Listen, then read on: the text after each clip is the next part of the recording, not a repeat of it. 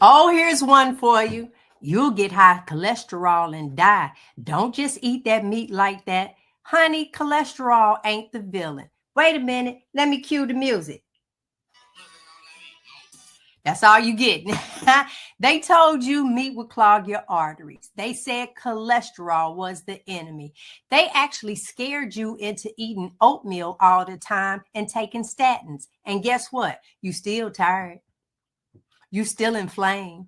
You still frustrated. Because here's the truth. Cholesterol is not the villain. It's the firefighter, not the fire. Your body needs cholesterol to make hormones, repair cells, and keep your brain sharp. And get this, women who have higher cholesterol live longer. Don't believe me? Look it up. You can't eat the other stuff with it, but it's not your enemy. The real danger, we say it every week, sugar. Processed food, seed oils, that's what's clogging you up. Sis, bruh, listen, don't be afraid of a steak. Be afraid of soda, tea, bread. You've been duped into decades of bad science. We all were. And worse, the food pyramids, because you do know Kellogg's created the first one. But now you know better, so let's do better. Welcome to the show, Terri, DeNitra, Robyn, take it away. Hey, sister girl. And hey, brother man. Welcome back to another episode.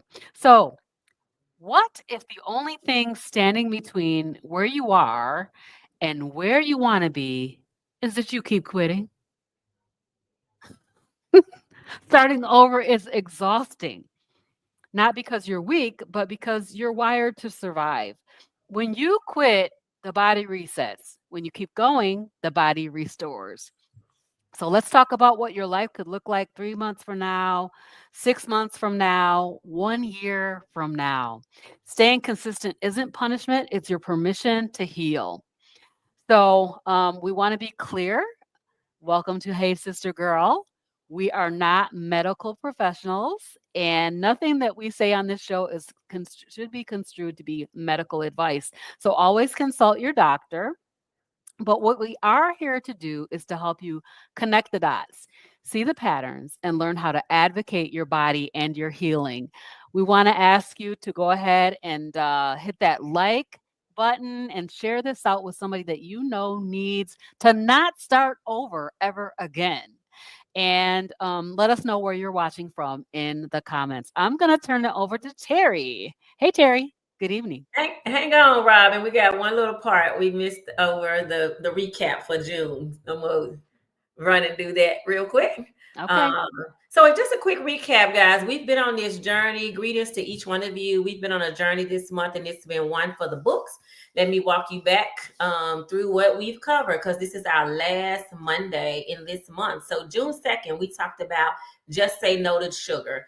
We exposed how sugar hijacks your health and showed you how sweetness became suffering.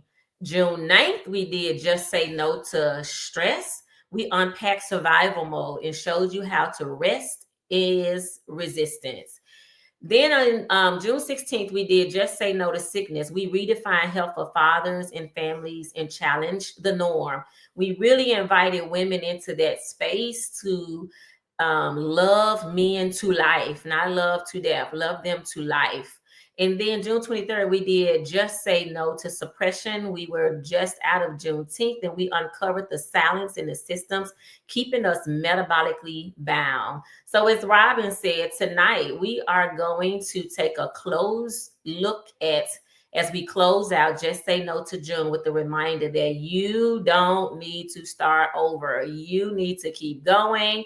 This is the show that moves you from start and stop to start and finish. You deserve to finish. Let's go, Terri.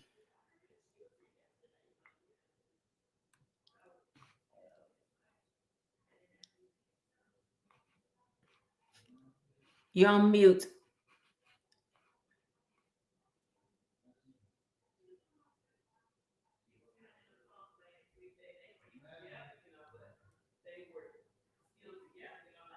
Hey, Terry, you're on mute. We can't hear you.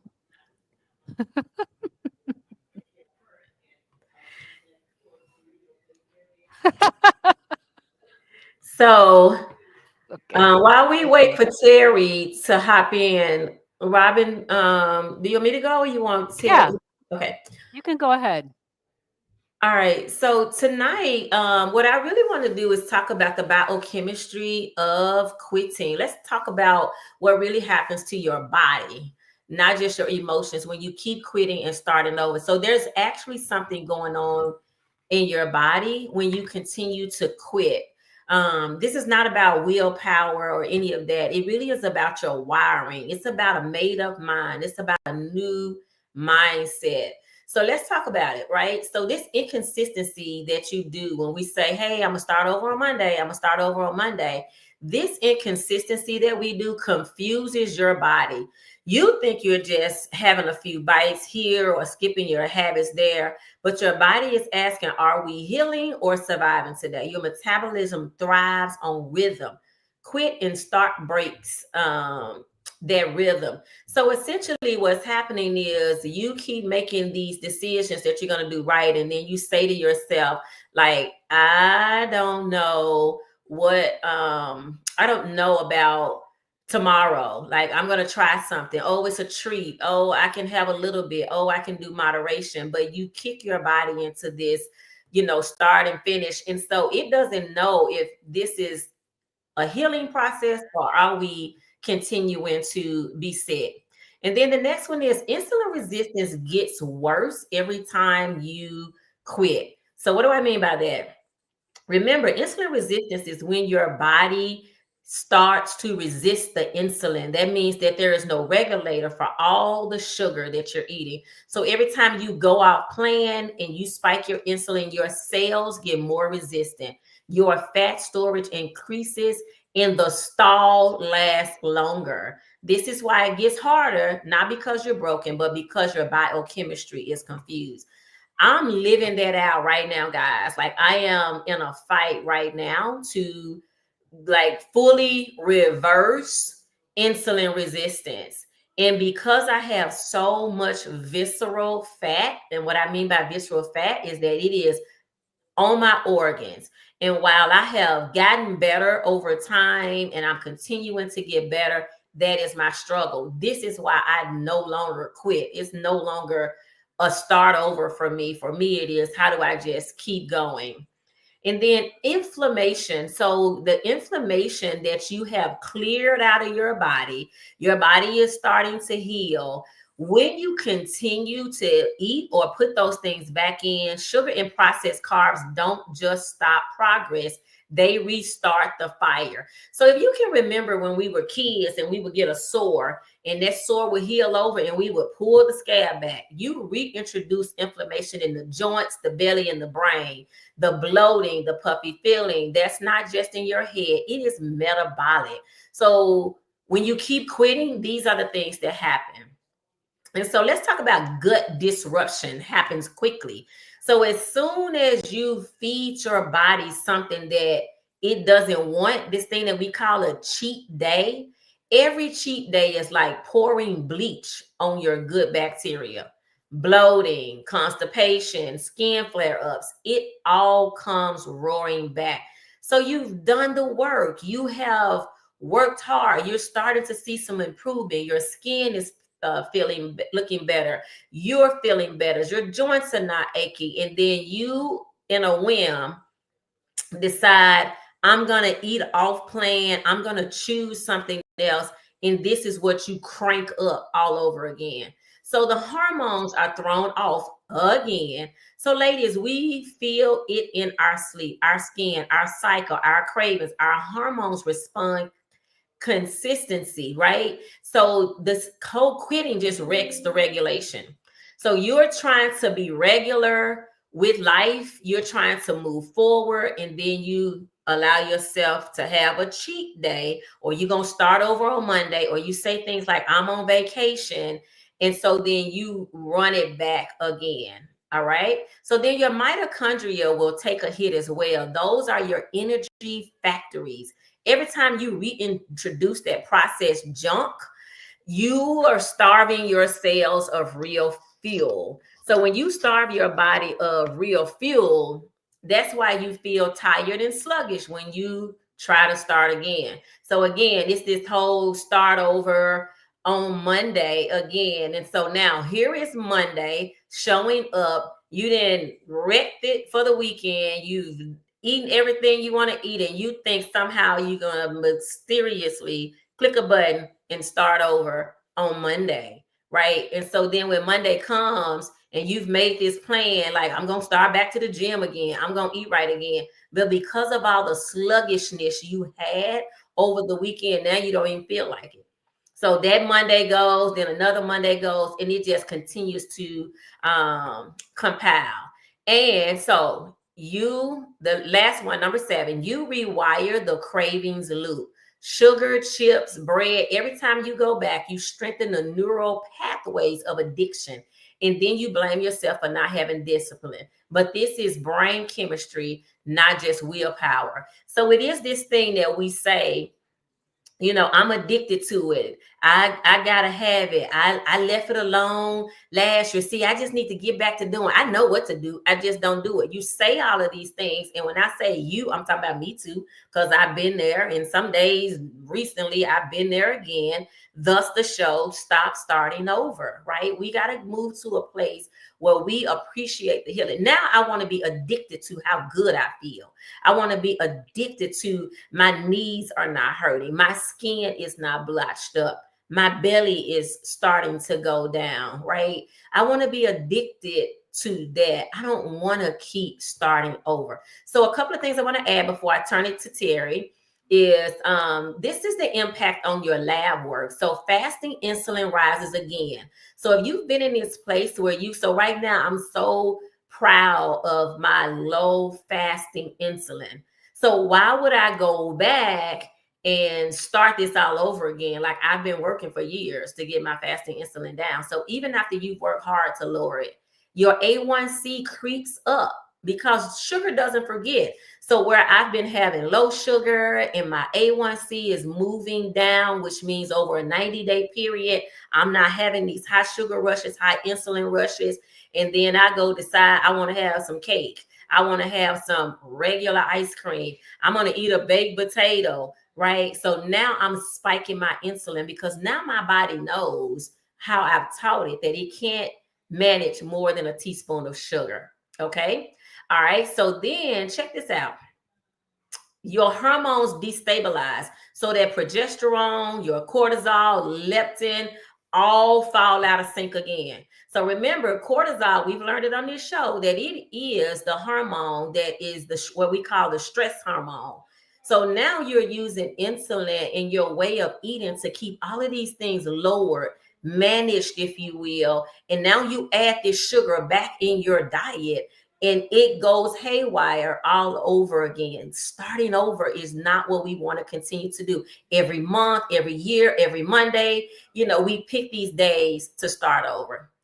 And so then your liver enzymes spike. Even a short break can impact detox pathways. Your labs don't lie and they don't reset just because Monday came. So where we have in our mind, like this is the beginning of a week, I'm going to start then, or I'm coming back off of vacation, I'm going to start then. Our bodies don't realize all that. It don't know it's Saturday and Sunday, right? The body knows what it wants to thrive on, which is protein and fat. We say that here often. And when you give it anything else, then you are out of sync with your body. Remember, I often say that this season of your life is like the most intimate time that you will spend with your body.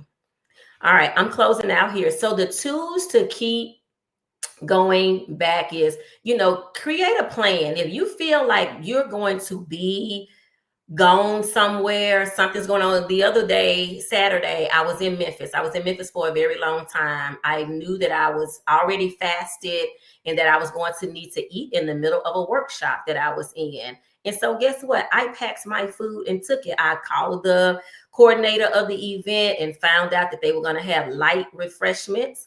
And so I went prepared. Everybody was looking around like, you brought your own lunch? I'm like, yes, I had bacon, I had beef fat.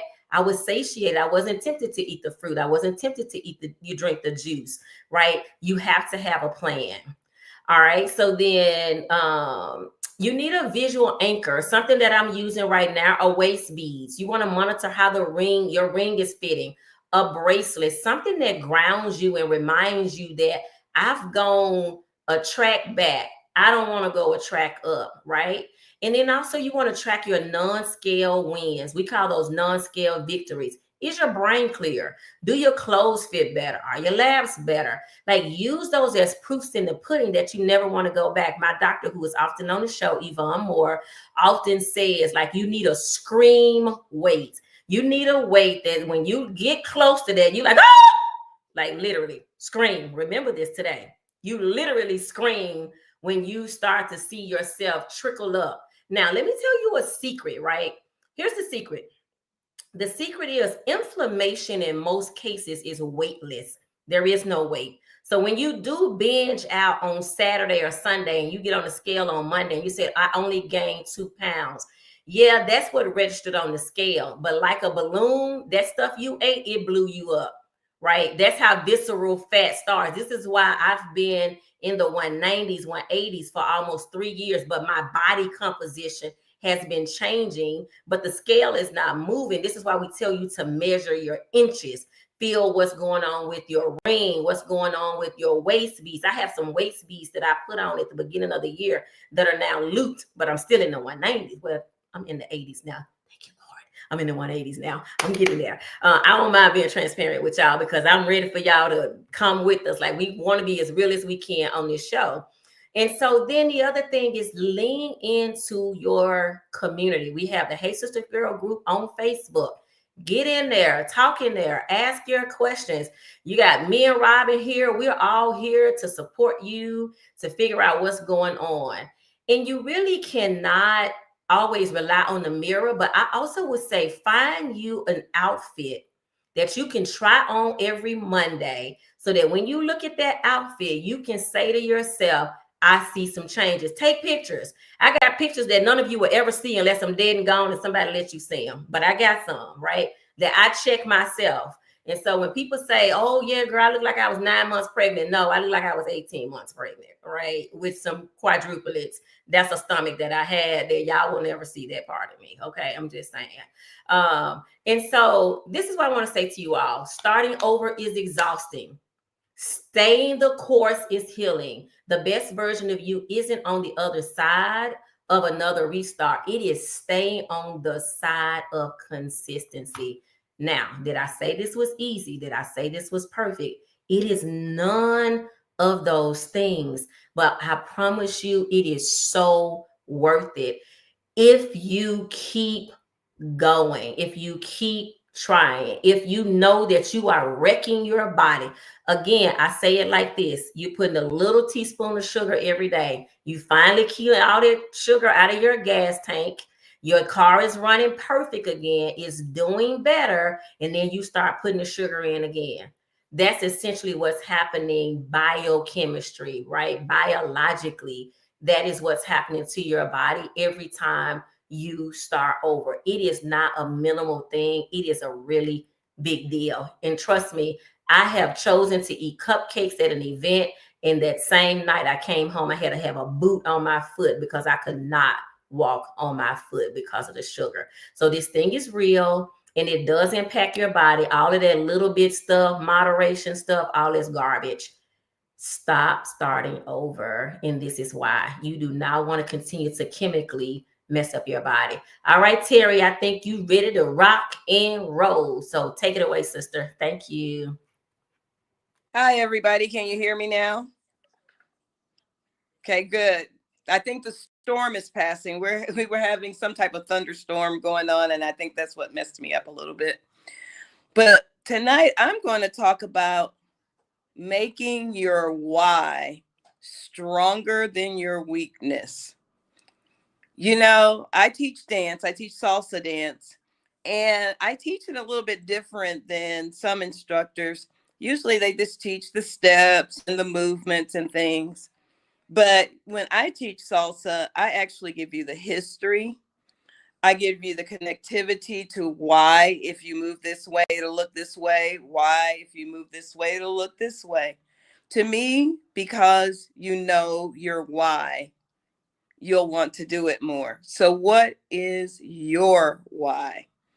Because the more you understand your why, the more it'll overcome those moments that DeNitra was just talking about as far as your weakness, you giving in. If you look at that cupcake and go, no, because I have this goal, I have this reason why I'm not going to eat that cupcake. For me, it's my 3 grandbabies. Every time I see them, the fact that I can go, hey, Bella, come play with us. And I can actually do it. And the other grandparents can't. Sorry, other grandparents. Hate to call you out, but it's true. And, you know, I'm up here playing with them in the water features at the amusement park. I'm on the roller coaster with them. I'm in the swimming pool with them. I can do all the things that I don't remember my grandmother being able to do for me, nor my mother able to do for my kids. I want my memory for my grandkids to be the one that was fun, energetic, and could get right in there and hang with them.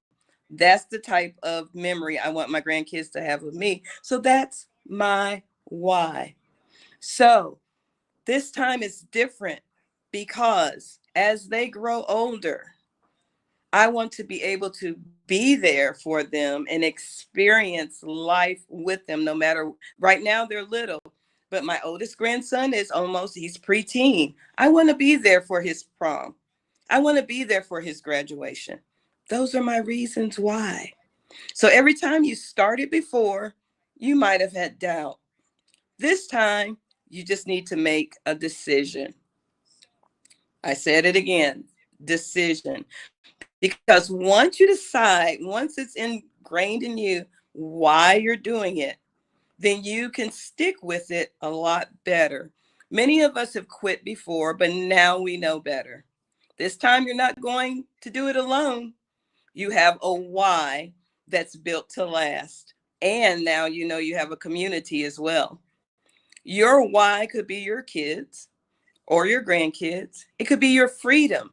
I don't know if any of you know my story, but mental clarity gave me the freedom to have the lifestyle that I have right now. That's a whole nother story. You're going to have to look at Carnivorous Grandma to see that episode. And I'll tell you the why. You can have your peace of mind.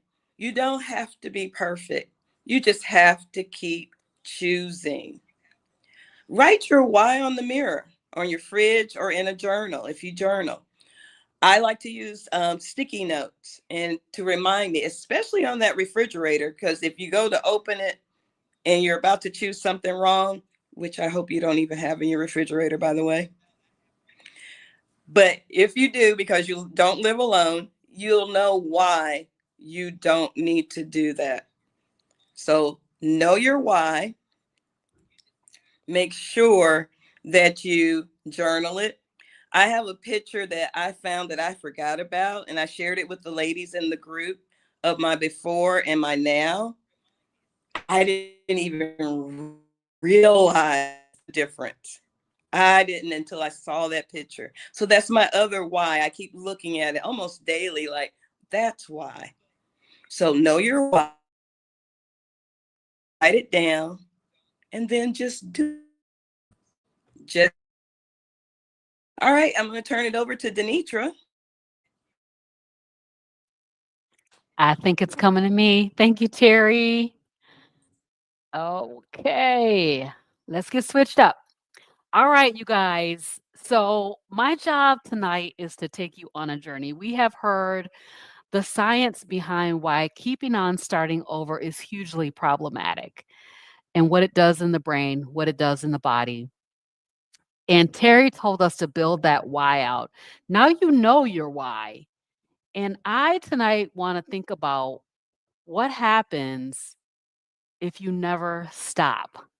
So we always say, I'm going to start over. As DeNitra said, I'm going to start over on Monday.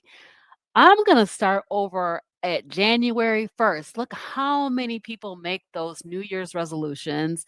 And then, by February 1st, those New Year's resolutions are out the door. But what if you didn't stop this time? What does that look like?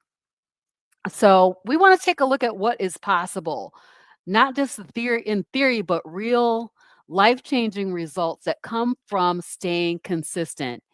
And so we want to talk about the metabolic truth of the things that could happen to you if you don't give up, if you don't start over again.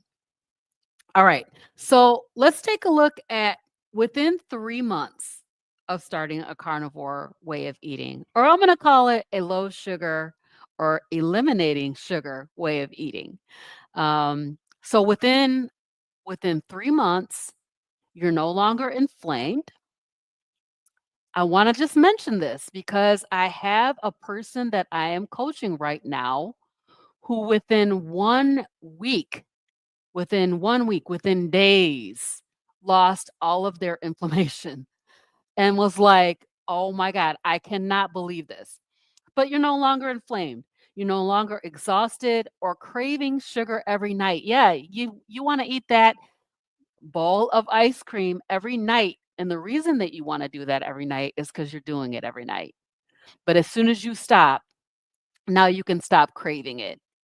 You're waking up rested, your jeans fit better, and you're remembering what joy feels like because your brain is able to work better than it did before.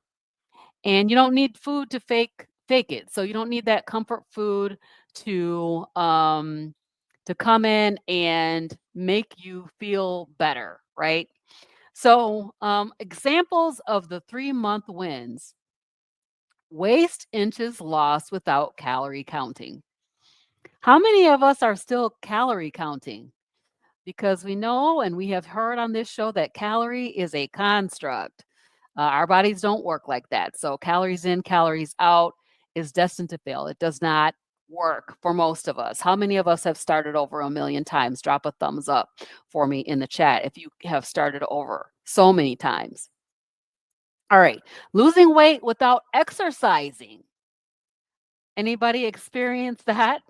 A lot of us, when we first started carnivore, weren't moving at all. We were just eating right, just eating the proper food for our bodies. And we lost weight, we lost inches without counting anything. We didn't even count our macros. So we don't need to be counting everything. Energy returning in the afternoon. So I can recall this, how all of a sudden, where I would be so tired in the afternoon after eating that big carb-laden lunch and have to go take a nap in between, 30-minute power nap in between because I was so tired in the afternoon, or I had to have a snack, something to get my energy back up. And so that energy returning in the afternoon. So fewer headaches. Yes, within 3 months, you might not see a complete elimination of those headaches, but you're going to have fewer than you had before and better sleep. A lot of people, when they go on a sugar-free way of eating, determine that they don't even need as much sleep as they used to. And I'm the woman who everybody used to talk about me. My grandkids laugh at me because I would be in bed sleeping at 7 o'clock, and they're like, "Uh-oh, it's 6 o'clock, time to get ready for bed." And then finding out that I don't even necessarily need as much sleep as I did before. Clearer skin. Now, that's my testimony. Clearer skin.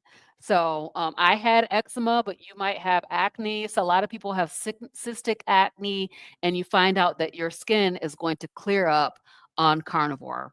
And then your mood swings will be reduced. That's examples of things that can happen within just 3 months of starting a low sugar or no sugar way of eating. So within 6 months from now, you'll become the testimony. First of all, when you start your sugar-free way of eating, everybody's going to be watching you to see what's going to happen. Now at 6 months, you are no longer on the sidelines. You are living proof that this works.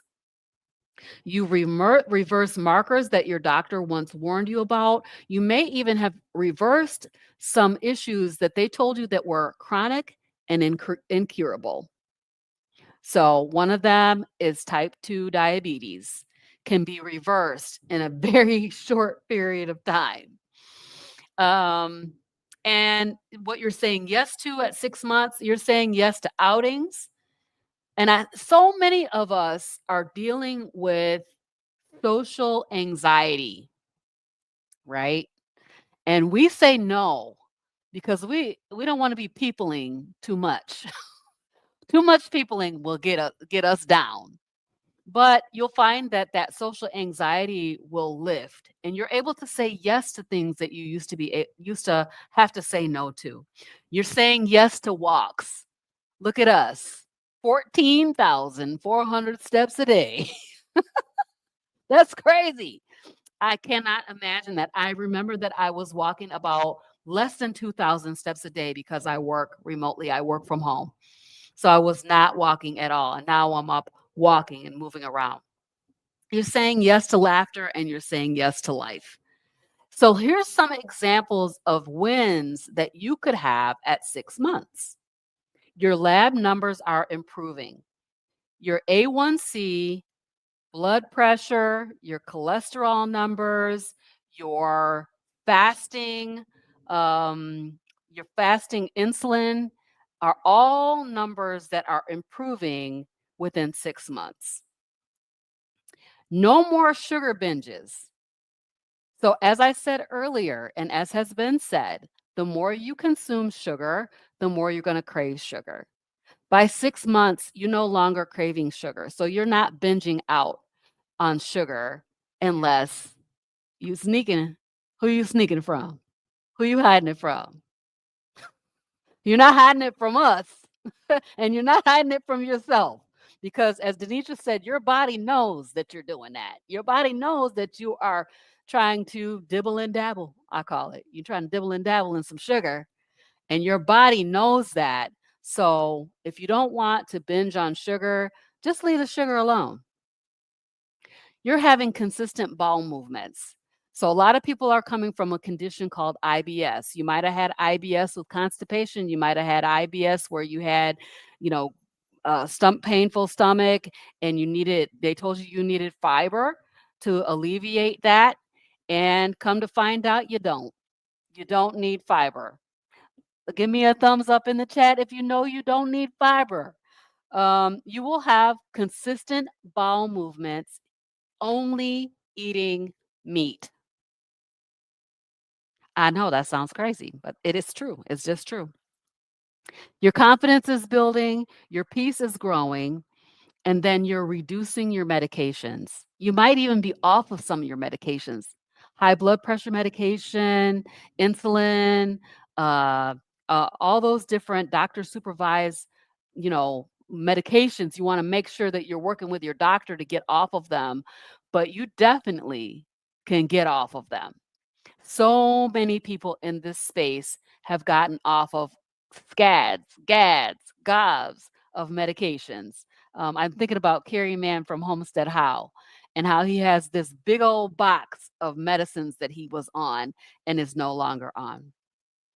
All right, so let's keep on daydreaming. Let's go to 1 year. The impossible became you. So they told you that this issue could not be healed. It was chronic, incurable, it could not be healed. But here you are. Here you are, lupus, healed, whole, and still standing. Here you are, metabolic syndrome. I'm thinking about G. My God, the woman is healed. I can't wait for her to come and tell her story about healing. You're healed, whole, you're still standing, not because it was easy. And as DeNitra said, this is not easy. It is not easy.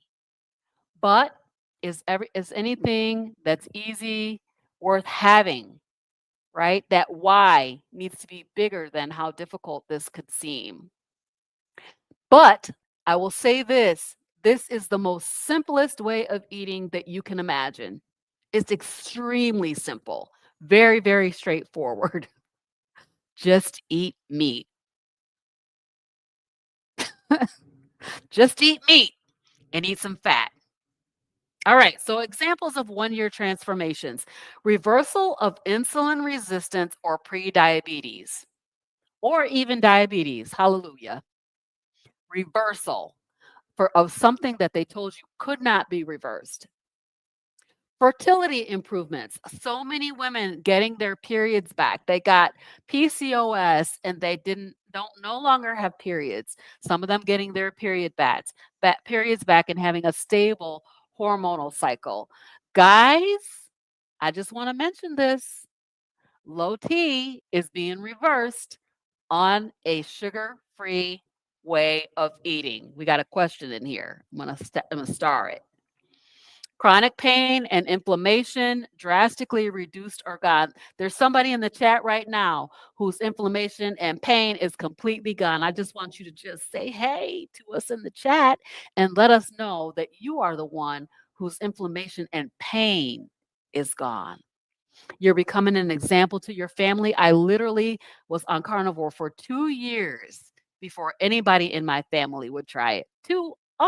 About 2 years before anybody in my family would try it. Now there's a number of people that are trying it and that are loving it, loving eating their meat. You're mentally and spiritually stronger than ever, which is so, so awesome. All right, so I'm going to take this question. How is pooping? Can we talk about carnivore or sugar-free eating without talking about pooping? No, we cannot. You will be pooping consistently. You do not need fiber. You do not need fiber in order for your bowels to move. I know that that's what we've been told. I know that that's what we've been taught. It is not true. You will poop on carnivore. And there's a lever that you can use, and that lever is fat. So between your protein and your fat, if you're finding yourself that you're a little bit bound up, you're going to increase that fat. What do you think fat is going to make you do? You will poop on carnivore. So, and I have to say for myself, I had constipation, chronic constipation. I had IBS with constipation. And when I went on carnivore after 30 days, I had a normal bowel movement for the first time that I can remember in my adult life. And I was like, oh, this is the way things are supposed to be. And yes, it will normalize. Your bowel movements will normalize. I don't know if DeNitra, if you want to have a comment, or Terri want to have a comment on that before I go on. Yeah, no, I was just going to add what I know is you said it exactly right, Robyn, that fiber is not necessary for pooping. Fiber will make you poop, but it's because your body is literally spitting it out. It doesn't want that fiber. It doesn't want that plant-based stuff. So this is why it ends up in the toilet. The other thing to think about is when you eat meat, your body absorbs it. It never makes it to the toilet. The only thing that we keep calling this thing a bowel movement, I teach my clients to call it a waste. It should be called a waste. And what I mean by waste is once your body has tried to use whatever you have given it, and it can no longer use that thing, that it is trying to spit it out, it's trying to get rid of it. That's literally what a waste is. It's the same thing, the same way you upchuck when you don't want something, right? The same way you cry tears out of your eyes. All of those are places of bile. It's like letting things out. It is an open transport system, a way to escape from the body. Now, when your body gets meat in it, your body absorbs that as a part of the body. Those are the nutrients and the fuel. You're never going to see that in the toilet, right? Here's the comparison. Your car, when you go to the gas station and you pump your gas, you're not standing there waiting for your car to be regulated and all the gas to run out on the ground. But essentially, that's what we say to our bodies. We think, oh my God, I got to have a bowel movement out there every time I eat. That's a lie. That's a myth. It's not true. Do your research. Your body is absorbing that for utilage. It is going to use it. The only thing the body is going to kick out is what it Right. cannot use and what it does not use, and that is waste. So stop calling it a bowel movement. It sounds fancy. I know we call it poop and all of that, right? I even have clients coming to me now saying, do you know my poop doesn't stink? That's because you're not eating wasted stuff. So when you eat salad, thank you, Darth Carnivore. When you eat salads, you eat corn, you eat rice, you eat all of those foods. Here's two things that are going to happen to those foods.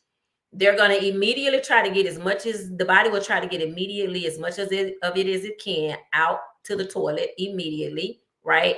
All that it doesn't get out, it stores on your body. Now, doctors and medical people call it fat. I call it inflammation. This is how you become inflamed. Is because you couldn't poop that out. You had this huge big salad. I was in a restaurant yesterday. The lady thought she was doing something good. She had corn, cabbage, lima beans, and a big old piece of cornbread on her plate.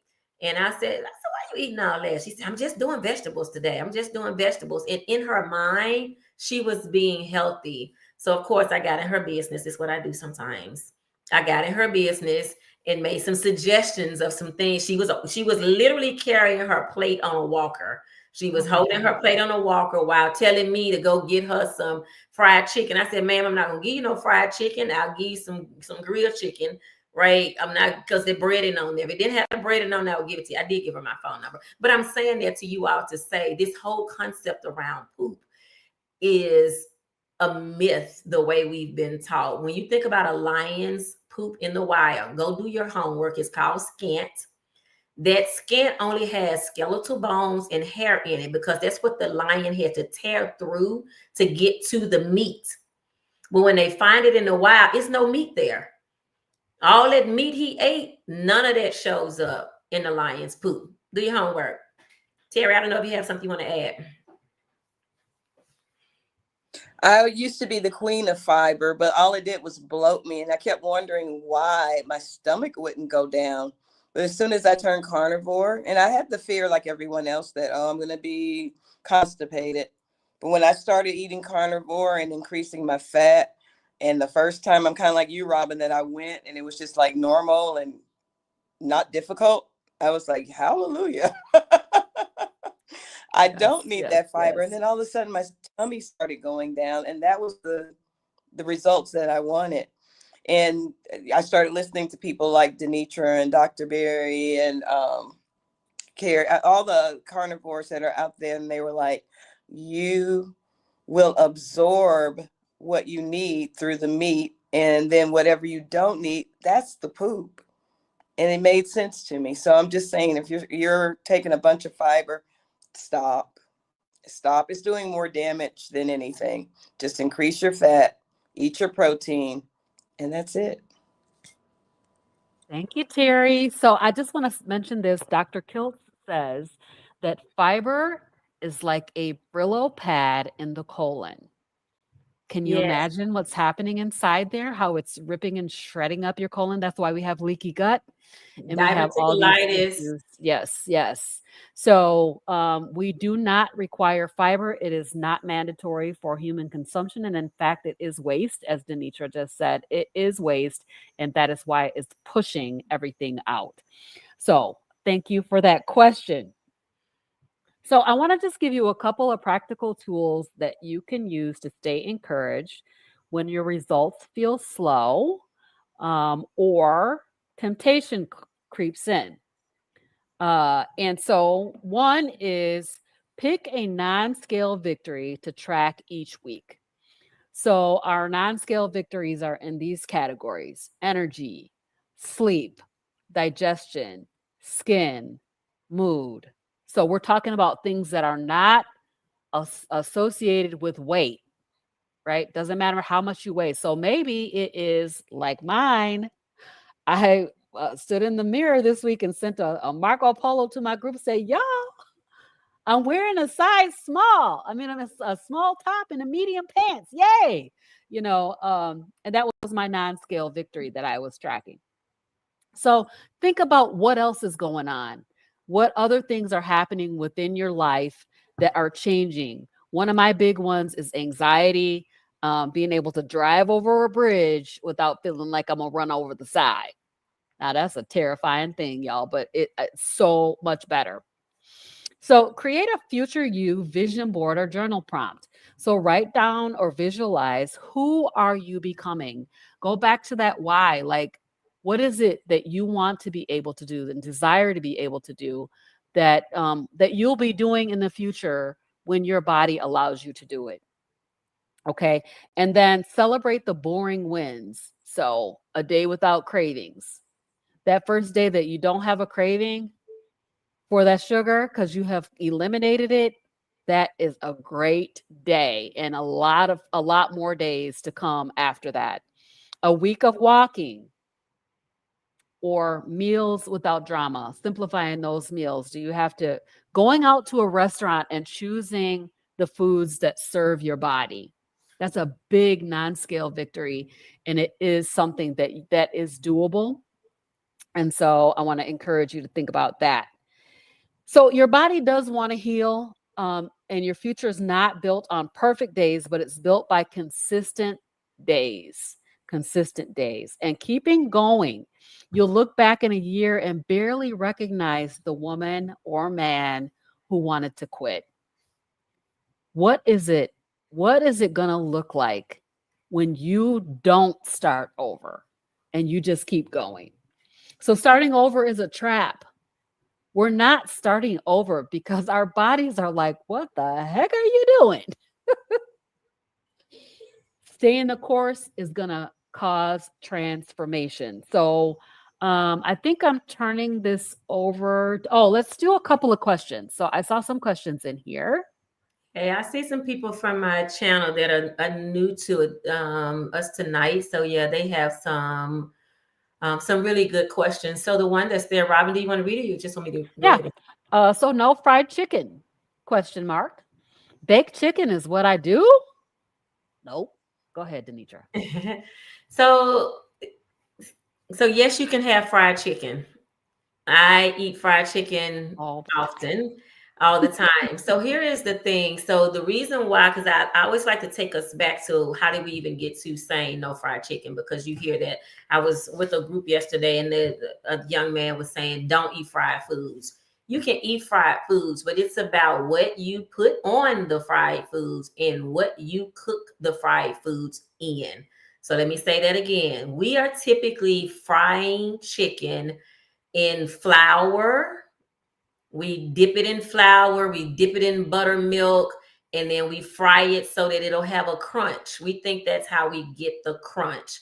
So that fried chicken is then fried in some type of canola oil, some type of frying oil. What in the world is that, right? We stop at these fast food places, and what I mean by fast food is like wing places, and we buy wings and they've been fried in what they call frying oil, vegetable oil. Those are all lubricants that are meant for machinery. So let me tell you how I fry. Oh, look at there. Somebody just took it. Come on, Charlie. All right, Charlie. This is how you fry chicken. And yes, you can have it all you want. You can eat it every day if you like. So you're going to fry your chicken. You're going to season it. And once your chicken is seasoned, and I'm particular about my season, I only use Redmond's seasoned salt is all I use. I know I had a whole weekend this weekend where I threw away all the spices and seasons that have been like hanging out in my cabinet for 5 years. I finally dumped them all, from the garlic salt powder, this chili powder. I don't use any of that. I have two things that I use. I use Redmond's salt whenever I'm eating a steak. That's all I want on my steak is just the salt. When I do ground beef or chicken or fish, I use Redmond's seasoned salt. So here we go. You're going to season your meat. And when you season your meat, now I do use mustard on there as a flavor. Sometimes I do soak my chicken in pickle juice, which pickle juice is like an electrolyte. I do that sometimes. But then I use beef tallow. So on this show, you all have heard beef tallow 1,000,000 times. If you haven't, then let this be the first, but not the last, that you'll hear beef fat on this show. And so you cook up beef fat, and the stuff that is left, the grease that normally in our world we drain it off and toss it because we don't want that much grease. We be trying to figure out how to keep the grease on there, right? So you have all this grease left. And so now that's what I fill my deep fryer with. And then I fry my chicken, whether it's thighs, whether it's fish, whether it is wings. I fry them in tallow so that I can have fried chicken and it's crunchy, it's crispy, and it tastes good. Like it's some of the best fried chicken that I've ever had. Now, when you go to a restaurant, they're not going to do that for you. Buffalo Wild Wings says that they fry in tallow. I do know that there is some whatever that word is. I don't know. Hydrogenated. It's mixed with something, but I would say it's less bad than your friendly neighborhood fried food. Now, before I really learned about tallow, there's another one. Nana BC says she uses bacon grease for hers. And y'all, if you mix bacon grease and tallow together and fry in that, so good. Bum. But before that, for our newcomers that are here, you can also use avocado oil. I have fried avocado oil because it can stand high heat. But if you have canola oil over your house right now, go throw it away unless you need to oil some machinery. If you have vegetable oil, there are no vegetables in vegetable oil. Get rid of it. You should be using animal-based oils. Lard, which is pork grease, tallow, which is beef grease. If you don't have that, the next best thing to that, or less bad, as Dr. Berry would say, is using avocado oil. All right. The next question. Stacy Smith Bailey wants to know, no vegetables? No vegetables. Yeah. So Stacy, another good friend, thank you for joining and tuning in with us. So vegetables, here we go. Vegetables are all plant-based. They are all plant-based. And because they're plant-based, they're going to metabolize in your body as sugar. So when we are expanding on this idea of doing carnivore or doing no sugar, if we're saying no sugar or very little sugar, vegetables are sugar. Yes, every kind of vegetable you can have is going to metabolize as sugar. Sugar is going to spike blood. Blood is going to spike insulin. And remember, when you eat it, it's just a filler in your body because it's not nourishing your body. I know, Stacy, that's so hard to hear, but yes, it's true. And we can talk offline. But it is going to store on your body. All that you don't get a chance to poop out is why we have this, what people call a fufu. We didn't name the thing, right? Those are some vegetables, some plant-based stuff. All this inflammation, ain't none of this meat, y'all. All of that stems from some plant-based. But let us hear from someone else, Terry or Robyn. I don't know if you have some thoughts about vegetables and how to kind of get somebody who's new to the thing tonight. I'm going to let Terry go first, and then I'll go. Well, as far as vegetables, because I like vegetables, and growing up, that's all my mom was about, the vegetables. You had to have your turnip greens, you had to have your cabbage, you had to have your things. But what I've noticed since I've been carnivore, since we're talking transparently, I don't release gas. I'm going to put it that way, like I did when I was on those vegetables. And if you stop and think about that, what are those vegetables doing inside your body? How are you processing that in your body? So we always tell people, just try it. Try it for a week, try for 2 weeks, try for a month without the vegetables. And then you'll start seeing the results. And it also, if you do incorporate vegetables, it will delay you. But if you go straight carnivore and the fat, watch how fast you have your progress. Robyn? All right. So yes, a lot of people ask about the vegetables and whether or not, so many people have told me, but I love vegetables. And what I'm thinking is, vegetables don't really love you that much. I think you guys have both said it. They're going to convert to sugars in the system. I was on keto for 10 years. 5 of it I was on strong keto. 5 of it I was on Cheeto. because those vegetables and plant-based materials were causing me a problem, and that problem was cravings. I craved everything. Vegetables are unnecessary in a human diet. I don't think that they are required or mandatory for a human diet. In fact, no carbohydrate, there's no essential carbohydrate, is what we're understanding. There's a great conversation going on in the chat about whether or not there's some kind of essential fiber and stuff like that. So, what I would say is how we are understanding it today is that fiber, carbohydrates, which all vegetables are carbohydrates, are non-essential. And so, in terms of no vegetables, if you are going to be on a carnivore, which means I'm going to be a meat-based person, no vegetables. There are different levels, I guess, of a proper human diet, as Dr. Berry has coined the phrase. It's a spectrum that goes from low carb all the way to lion diet, which is just ruminant animals and salt and water. Maybe not even salt. Some people don't even use salt. So some low starch, low carbohydrate, low oxalate vegetables, right? So it just depends on what your goals are. And and you'll be making that decision for yourself as to whether or not you can have any vegetables at all. I have determined after 2.5 years on carnivore that I cannot tolerate vegetables. I have sensitivities to vegetables. How do I find that out? By eliminating them and eating only meat. And then I tried to bring some stuff back in and I found out, well, that doesn't serve me. It doesn't do me well. So so that's going to be up to you, Stacy Smith Bailey. Let me just add one other thing to Robyn, just a little history. So especially in the Black community, so how we even started eating vegetables. You can go back and do some homework on that with Ellen White, who is a 7-day Adventist. Again, whenever I speak about this is not a bash to any spiritual or religion. It is literally the history of how we began to eat vegetables. And the reason was they were trying to keep men from masturbating.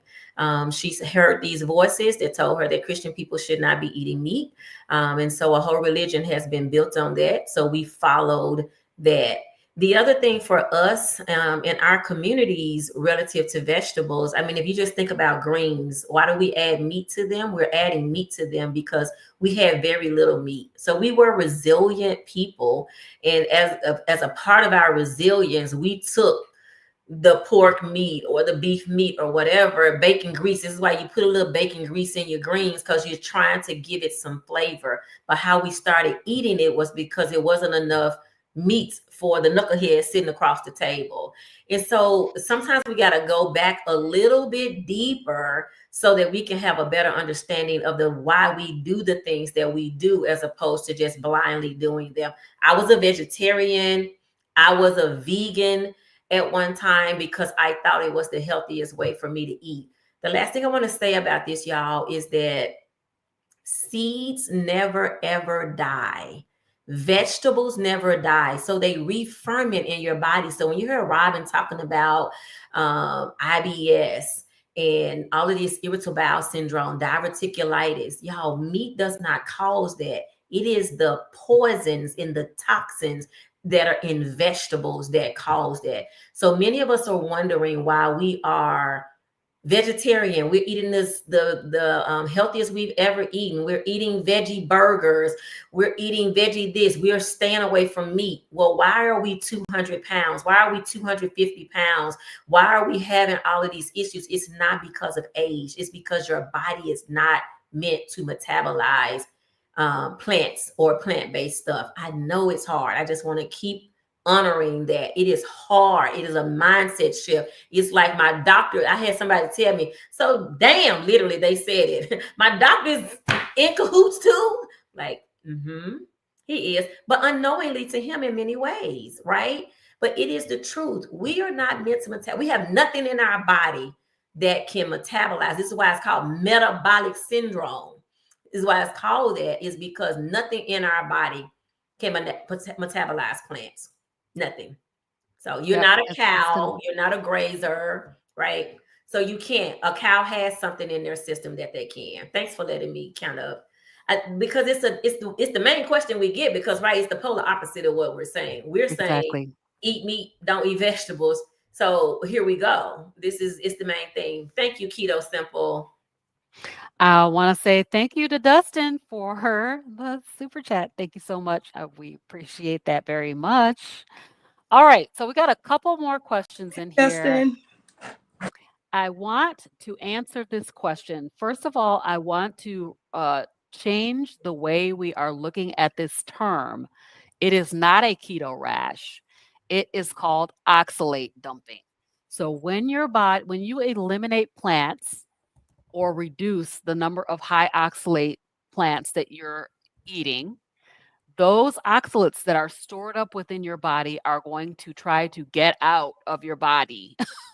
And they come out through these rashes, and it's called oxalate dumping. So we've called it the keto rash, and we called it the carnivore rash, and all these what do they call it? Keto crotch, and all of this stuff. It is oxalates trying to leave your body because they never should have been there in the first place. And so I really want to kind of think differently about the term. Because yes, a lot of times we get this rash when we go on a ketogenic diet because we're eliminating oxalates, and we're allowing our body to release all the things that are stored up in our cells, including oxalates, and so it's called oxalate dumping. Anybody else have a chime in on that one? Just really quick. So go ahead, Terry. I'm sorry, DeNitra. Can you hear me? Yes. I actually have an oxalate scar right here. It was a rash at first, and this was when I first changed my way of eating. It was itchy, and then it kind of blistered up. So I still have the remains of that, but that is an oxalate scar, and eventually it will go away. But it's interesting how your body will dump what it doesn't want inside of it. And that's all I was going to say. Go ahead, DeNitra. If you allow it to. That's right. So that's what I was just going to say, that almost the same thing, Terry. So remember, I talked about your body being a body of portals, right? It is always trying to rid itself of stuff that it doesn't want. And when it doesn't want something, you don't get a chance. So we talked about pooping. It's not always going to end up in the toilet because it is stored on your body, and it's so much of it. This is why you get what looks like a rash. It's why you get infections. It's why your skin changes color. All of that is your body. So what they tell you with an autoimmune, which is what I was diagnosed with, lupus, what they tell you is that it's your body fighting against itself. No, it is your body fighting for you.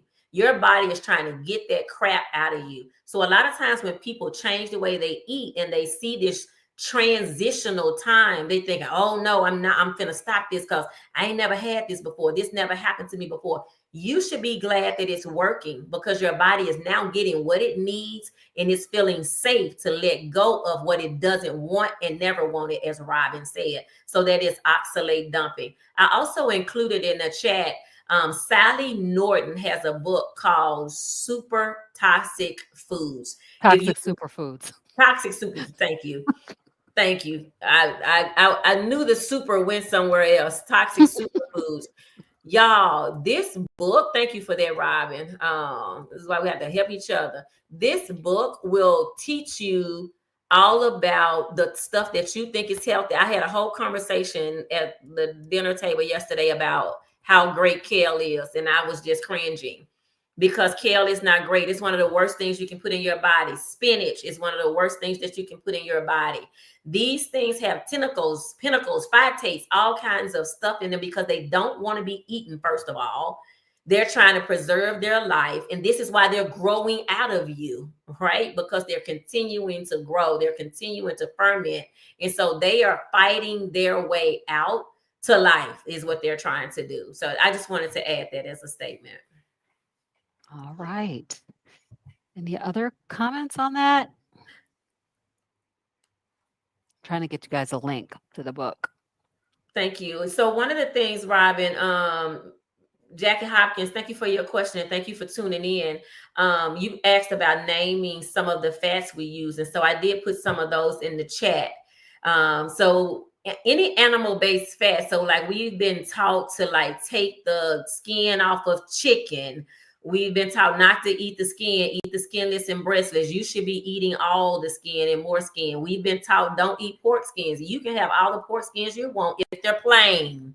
Can everybody say out loud in the chat, plain? Plain cooked in tallow, cooked in pork Yeah. fat. Why would they cook pork skins in vegetable oil? Vegetable oil, That makes right? no sense. So you can't eat any. I have to say this to my clients over and over again. They hear me say pork skins and they think, great, they just go get all the pork skins. The ones that are flavored have some compromising chemicals, basically ingredients in them. So, but plain pork skins, if you can look on the back and it only says pork skins on the back, you can have those all you want. That's a good fat for you. Bacon, remember on here we do purse bacon. We almost cook bacon every day. And honey, if you haven't tried beef fat, I've tried it with a friend today. It was her first. She was like, this tastes kind of good, right? Kind of good. She hasn't eaten meat in 10 years. And Oh, she had man. beef fat in a patty today. And she was like, okay, right? Because it's so good. Forgive me for smacking y'all. So I just want to say those are the fats that you can have. If it's the fat off of an animal, you can eat it. Some animals are very lean. Like you're not going to get fat from turkey. You're not going to get fat from chicken. This is why we harper on eating beef fat, because you want the greasiest part. If you get a brisket, don't ask for lean. Ain't that right, Terry? Ain't that right, Robyn? Yep. Yeah. Don't get no lean stuff. You won't. If they can't bring you marbled, is the fancy name for that. Bring you some marbled brisket. Yes. All right, we got another question I see the coming fatty up. end. Let's see here. What does a meal look like? So I just want to say that I have so many what I eat in a days on my channel. Yes. If you want to see what to eat, that is one of the objectives of what I do on my channel, is to show you what to eat. Because when I started carnivore, there were just, there's a lot of channels now, a whole bunch of them. But when I started, there weren't that many. And I was like, people want to know what to eat. So what do I order when I go out? What do I order at McDonald's? What am I eating? My meal looks like meat with a side of meat and maybe a side of fat. That's basically. And I grew up with, like, I was in a house that had 3 things on the plate. There was a meat, a starch, and a vegetable. And we always had 3 things. So I kind of don't feel fulfilled unless I have 3 things on my plate. So I might have a steak and some shrimp and some bacon or something like that. So I am eating meat, but I'm also adding that beef fat that DeNitra just mentioned. I'll sometimes put a side of that because the fat I have found has been a true game changer. Anybody else? Yes. I was going to say my favorite meal is a ribeye with some pork belly. I use my smoker a lot because I love smoked meats. That's just my jam. But that pork belly has a lot of fat to it. And of course, the ribeye has a lot of fat to it. So when I eat those 2 things together, I'm satiated. Every once in a while, I'll throw chicken, like a fatty thigh or a couple of chicken wings, just to diversify what I'm eating. And every once in a while, I might eat tuna or something like that. But for a daily meal, it's usually ribeye, pork belly, and eggs. Yep. And for me, I have discovered chuck eye steak now. And so I primarily am going to eat chuck eye steak, as well as like a ground chuck patty. I actually go to a local butcher. I used to only buy like ground beef from Sam's, but when I started eating this ground chuck from this butcher, I will never buy Sam's beef again. It's so good. And so for me, I also don't think of these things as meals. So I kind of want to take that misnomer off the table. What we call, every time we start our first eating of the day or our first fueling of the day, we call it break fast. So we get on and say to each other, hey, this is what I'm having for break fast, because you've stopped eating before dark the day before, and you're waiting until you feel hunger the day of, and then you break that fast. And so it may look, for me, I'm going to have chuck eye, I'm going to have eggs. Sometimes I'm going to have scallops. I like scallops. If I'm just in the mood for some chicken wings, but chicken wings are not going to be a major meal for me. Like, I'm going to have some beef. And the way we think about that is, like premium gas, right? So you go to the gas station and you have these two, you have a regular gas and a premium gas. Beef for us is premium. That is where you're going to get your most bang for your buck, your most nutrients. And I'm also learning, I'm glad you're saying that, T. Lewis. What I am learning is how to eat egg yolks. I'm starting to switch from eating egg whites. So I know for a lifetime we've been taught to eat the whites. The white was the best part, and the yolks were the worst part. So now, coming from us, if you had to pick the best part of the egg right now, it is the yolk. Yes. And so you should be scrambling your yolks and eating that. Oh gosh, Stacey is gonna keep us on here all night. I love it, Stacey. Y'all, I'm so glad we're being patient. I don't know if anybody else wants to start this question off. I will say that it may raise your cholesterol. However, there is a cholesterol heart health fallacy that we have been taught that high cholesterol is going to give you a heart attack. It's so much untruth and misinformation out here around food and eating and what's best for the body. But our bodies make cholesterol. Every single cell in your body requires cholesterol. And I had a conversation with Dr. Ovadia, who is a well-known heart surgeon, has done thousands of heart surgeries. And he told me out of his own mouth that maybe half of the people that he's operated on have high cholesterol. All of them, 100%, have metabolic syndrome. So it may raise your cholesterol, but there's there's more nuance to the cholesterol story than what you have been told. And you need to understand the details about your cholesterol in order to really understand it. So go ahead, DeNitra. So one, I want to say, Stacey, if you joined us a little late, the video that G dropped today in her absence was about cholesterol. So when you get a chance to go back to this same link, you can go back and watch G's video where she talks about cholesterol. So what we have, and I just put this in the chat, we always hear that LDL cholesterol is bad. That's bad cholesterol. There's no such thing in your body that has been God made that's bad. Your body makes cholesterol. And what it does is it shows up to protect you. I run very high cholesterol. It is very high, to the point that even my doctor who shows up here is like, I don't know, DeNitra, I know you're doing all the right stuff, but this is still looking high. So tomorrow, when is the 7th, y'all? It's not tomorrow. It's next week. Okay. Yeah. Next Monday, I am going to see a cardiologist just because, but I know that my body is healing, right? So what I'm more worried about than the LDL cholesterol are the triglycerides.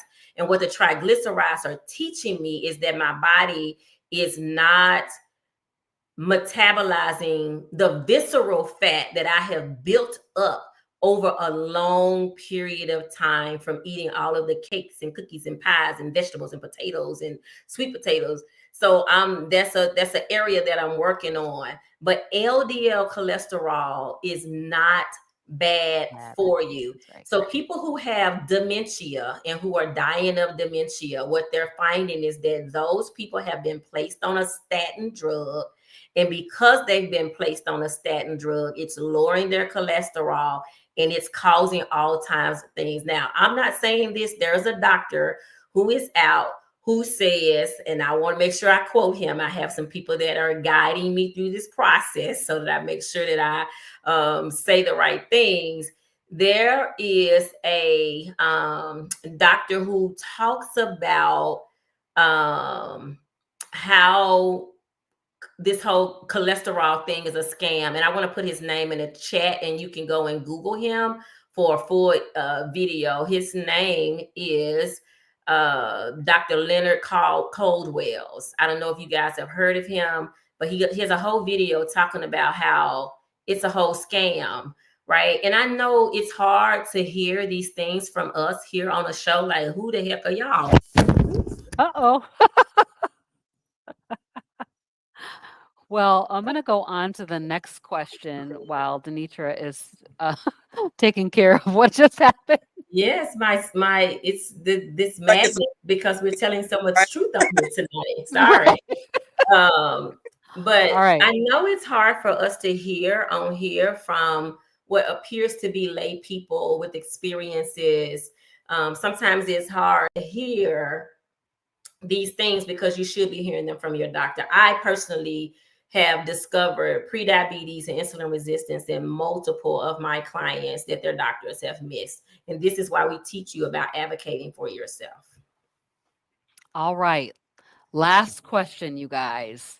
Can carnivore be successful for someone who only eats meat well done?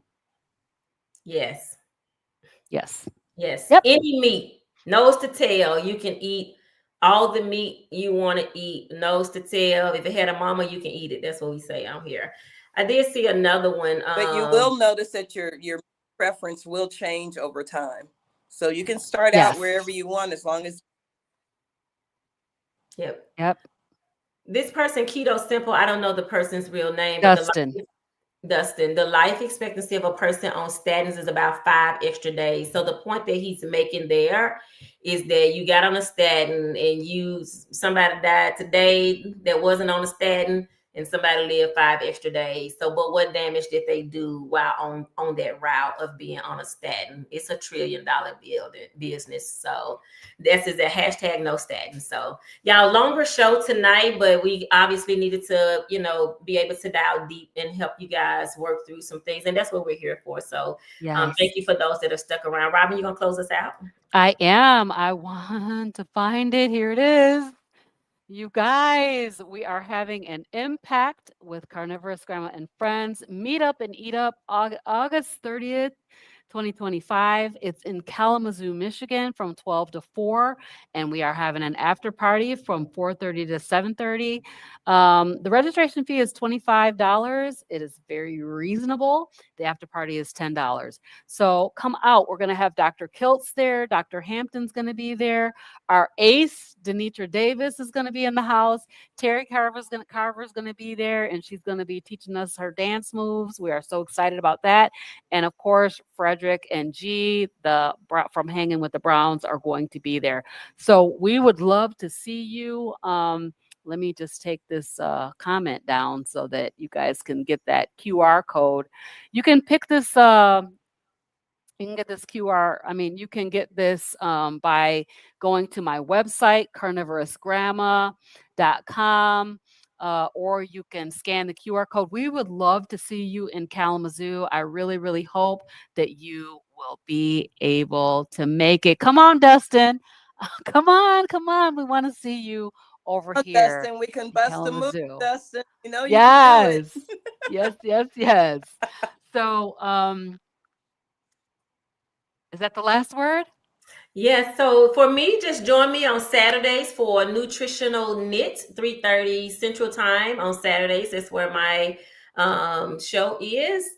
I am your ace on that show. And so, yes, if you want to check me out on a Saturday at 3:30, and you can also catch the live link there. So, Terri, what you got? Okay, I was looking. Darth Carnivore says he's coming to Michigan. Woo-woo.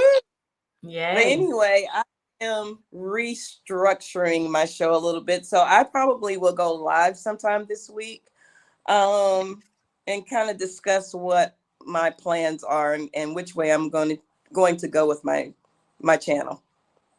Nice. Right. All right, you guys, we thank you so much for being here tonight. We are just saying no.